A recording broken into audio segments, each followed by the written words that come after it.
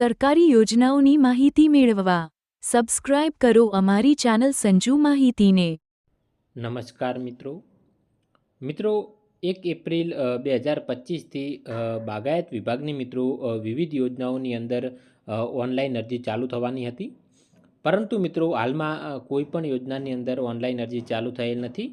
તો આ વિડીયોની અંદર જોઈએ કે એવા કયા કારણો છે કે જેના કારણોસર સરકાર દ્વારા હજુ સુધી આઈ ખેડૂત પોર્ટલની કોઈ પણ યોજના ચાલુ કરવામાં આવેલ નથી। જો મિત્રો તમને અમારી ચેનલના વિડીયો જોવા ગમતા હોય તો તમે અમારી ચેનલ સંજુ માહિતીને સબસ્ક્રાઈબ કરી શકો। મિત્રો તાજેતરમાં સરકાર દ્વારા આઈ ખેડૂત પોર્ટલની અંદર મોટા પાયે સુધારાની કામગીરી ચાલુ કરેલ છે।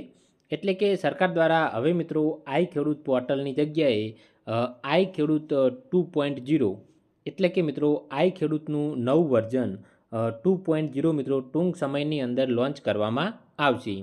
અને જ્યારે આઈ ખેડૂત પોર્ટલ 2.0 લોન્ચ કરવામાં આવશે, ત્યારબાદ જ ખેતીવાડી વિભાગની યોજનાઓ હોય, બાગાયત વિભાગની યોજનાઓ હોય, પશુપાલન વિભાગની યોજનાઓ હોય કે મત્સ્યપાલન વિભાગની કોઈ પણ યોજનાઓ હોય, તમામ યોજનાઓ જ્યારે હવે સરકાર દ્વારા આઈ ખેડૂત પોર્ટલ 2.0 લોન્ચ કરવામાં આવશે, ત્યારબાદ જ તેના માટે ઓનલાઈન અરજી ચાલુ કરવામાં આવશે।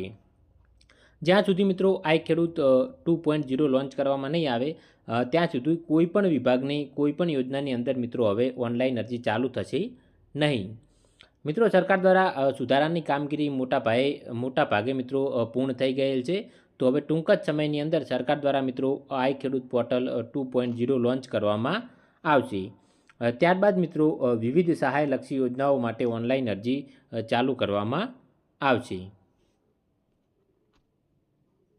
સરકારી યોજનાઓની માહિતી મેળવવા સબસ્ક્રાઇબ કરો અમારી ચેનલ સંજુ માહિતીને।